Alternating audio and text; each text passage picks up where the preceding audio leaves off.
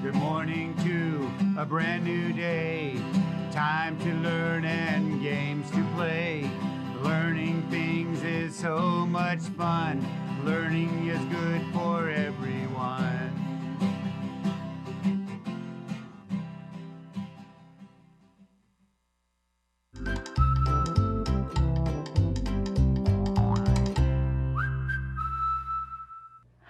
Good morning, third graders. My name is Mrs. Nix, and I am so excited to be here with you today to support you as you become amazing thinkers, readers, and writers. I was reading some of my favorite poetry. This one, it's just a collection of all sorts of poets. But this one it says, kids pick the funniest poems. It's Miles of Smiles, and it's put together by Bruce Lansky. I love it. It makes me laugh all the time. Here's one just to kick us off because it's Monday and we're going to study poetry all week long. So this one is called Cockroach Sandwich. Cockroach sandwich for my lunch. Hate the taste, but love the crunch. Ew, isn't that disgusting? But you gotta love it. So poetry can always provide lots of feelings about things, even when it's disgusting, right, third grade? Okay, now, how can you find some of those books? Well, it's really easy. You can look up any type of book in your county library. You could even check out Miles of Smiles if you're interested. The second place that I would recommend looking is on Sora. It's an app that's free here in Fresno Unified, and you can search up, there are several different types of poetry books, but there's loads of books. So if you're looking for a fun adventure, it's a great place to start. Now, here in Fresno Unified, we love to celebrate our top checkout schools. So this week we're going to start, it's Monday, we're going to count down the top 5 schools. So let's look and see who is in 5th place for our top schools. It's Turner Elementary. So great job, Turner Elementary. You guys did a fantastic job checking out those books. So how do you get your school up here on our chart? It's super easy. Just check out your books through Sora and invite a classmate or 2 or 3 or 4, right? And then you can see your school's name up on our chart. Okay, the second thing I want to talk to you real quick about, because I want to make sure that you know that these are for free. Now, how do you get a free activity book if you're into puzzles and word searches? Okay, it's super easy. There's going to be an address that's going to pop up here on our screen. Just jot it down. Now you can send a letter in the mail, or really easy, send me an email and I'll make sure that one of these activity books gets put in the mail. But don't forget your return address. If I don't have an address, I can't send it to you, and it's absolutely free. All right, boys and girls, I have 2 things that I'm going to get through today. We're going to talk about, like I said earlier, poems, and then we're going to finish off with some grammar. So all week we're going to be practicing poetry, and then, like I said, we'll review the last several weeks with our grammar. Now, in regards to review, I have up here a whole lot of words, and I know that you're looking at me thinking, man, Mrs. Nix, we don't ever do that many words in one day. That's not normal. Guess what? Okay, 3rd grade, you've been working really hard. These are our 50 words that we have practiced over the last 5 weeks. So every day this week, we're going to warm up by just simply reviewing 2 rows. Are you ready to start? Okay, let's get going. Let's warm up those brains and let's read just these top 2 rows. Ready? Okay, here we go. Much, must, my, myself, not, no, number, now, never, and new. Nicely done.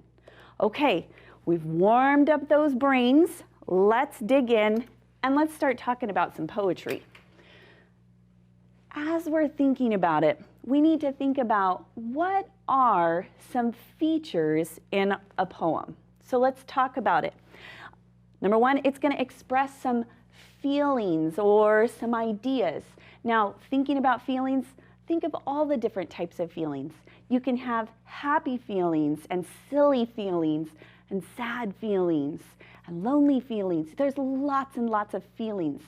So a poem is an easy way to share those feelings. It's often organized into lines or stanzas. I'm going to show you what that looks like. It may use rhyme or rhythm. I'm going to show you that today too. Now, we've talked about similes and metaphors. That's something we've worked on the last few weeks. So in a poem, you're going to see that figurative language. And I'm going to show you some of that. And then finally, this is that part where it's really kind of fun and you can get kind of gross, like the crunch of a cockroach. Okay, it's using those descriptive words. So thinking about your senses, things that you can see, hear, smell, taste, touch. So think about your 5 senses. Okay. I want to start out, because I always think to myself, it's really nice to see an example. This is what we like to call an exemplar. And that just simply means that it's the final product, because we always want to know, where do we want to end up? So where are we going to start? So let's start with kind of that end product. This one's called The Contest. It's by Maggie D. Let me get my pointer over here. All right. And I'm going to just read it. You read it with me. Are you ready? Okay. My sister and I share a room to ourselves. It's a hideous work of art. Her books were falling off the shelves. Her posters were crumbling apart. My things were scattered across the floor. They sat in a monstrous mound. Her socks were tangled and leaked from her drawer. My clothes lounged all around. My mother was exhausted with seeing the mess, so we put together our master plan. We had a contest to see who could clean the best, and on the count of 3, we began. We rushed around and picked up a ton of clothes, books, and art supplies. I finished first, but we both really won when we learned a clean room is the prize. Okay, so as we were talking, or as I was going through and I was reading this, one of the things that we talked about as far as a feature on our poster was that it's organized in lines and stanzas. So I want to talk about that. Do you notice here that there are kind of some paragraphs? It's almost like they look like. And so these are what are called stanzas. So I'm just going to write stanza so that we remember that. So these are stanzas. How many stanzas do you see? Yes, we have 2 of them. So here's 1 and here's 2. Now within those stanzas, do you notice that everything is written across like it's a line? We don't necessarily have a sentence every line. Sometimes the sentence is broken apart. But what do you see about the end? Let's talk about it.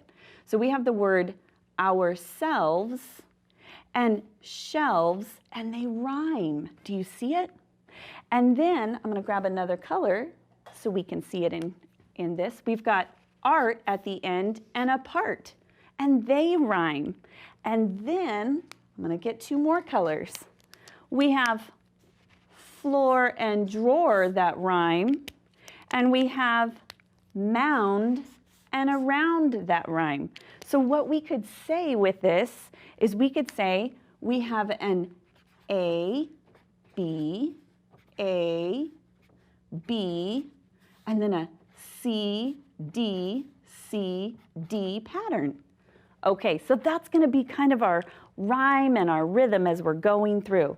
Now, 3rd grade, you know what? This isn't something that you could just simply put together on a first try, right? Remember, I said this is an exemplar. This is what we're working towards. So how did Maggie organize herself? Well, the first thing that she had to do was she had to come up with a plan. So she put together a graphic organizer, something similar to this. And in the middle, she has her main idea. And her main idea is that she's going to write about a messy room. And then from there, she started putting some details. And she's got, here's 3 of them. So crumbling posters, clothes all around, books falling off shelves. So all of these things go together to help organize and make a plan. Okay, speaking of making a plan, here's what we're going to talk about today. So when we look on here, this is what a good writing process is filled with. So you've got your plan, draft, revise, edit, and publish. Today, we're going to talk about just the plan. So that pre-read or pre-write, this is the part that I'm going to have you guys work on at home together. So I want you to think about what information or what are your ideas that you might write about for your poem. And then you're going to organize it. Just like Maggie did and put it on a graphic organizer, start writing your ideas. Put a detail down and think of some other things that support it. Consider your purpose. You know, are you trying to tell a story? Are you trying to entertain?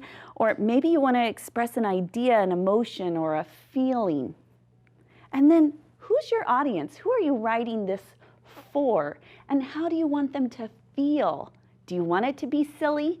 Do you want it to be sad? Do you want it to be serious? So start thinking that. And then think of those details. Think about those 5 senses. And I noticed I left out of over here about sound, but I put looks, taste, feels, smells, or even how does it make someone feel? Think about what you want to include. Remember, you're wanting to make a mental picture for your readers. And then choose your topic, something that you feel strongly about. And then plan your poem. Start putting your details into that graphic organizer.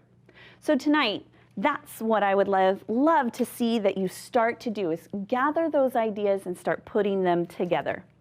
Now, I have a little bit of time, and so I'm going to just quickly go over a little bit of grammar, maybe just 1 or 2 of them, as we're closing out today, because I think this is important. You would have been practicing this a few weeks ago. These are linking verbs. There's a difference between an action verb and a linking verb. Action verbs do that. They have action, whereas linking verbs just link it. So let's talk about them today. So Lee is my older brother. Is a linking verb. So I'm going to circle it and I'm going to say it's a linking verb because it's not actual action. He plays for the Comets. Well, plays is our verb, and does it tell us some action? Or is it just linking it to the idea? Yeah, it's going to show us some action. And then we go to every game. Well, who is the sentence about? It's we. And what are we doing? We're going. Okay, so that's going to be action again. And last one, we are so proud of him. This is going to be another one of our linking verbs right here. Excellent job. All right. 3rd grade, I am so excited that you got to hang out, or that I got to hang out with you this morning as you're getting ready for school. So thanks so much for being here. I hope that you have a fantastic afternoon, learn a lot, ask those questions, and together we can do so much more. I look forward to seeing you back here tomorrow. Bye-bye.